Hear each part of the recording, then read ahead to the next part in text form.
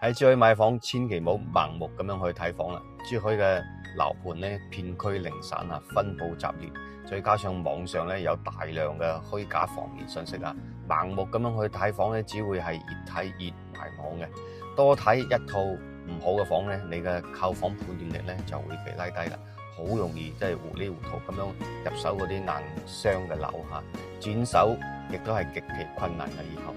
買房前咧，建議將下面呢5條咧睇房嘅設定律咧發俾中介，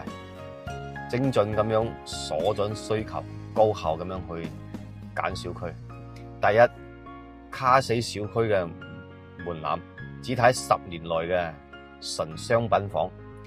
優先選擇入住率高嘅小區，直接避開安居房同埋嗰啲投資客扎堆嗰啲惡劣嘅小區啦。第二咧，把控房屋嘅底子，優先無批或者係房東自己住嘅精裝房，滿2年嘅房產證咧，房源咧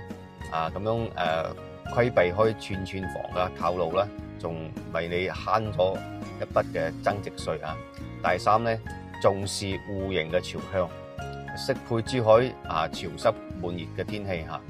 客廳主臥呢啲優先係朝南、東南、西南，優先係南北通嘅戶型。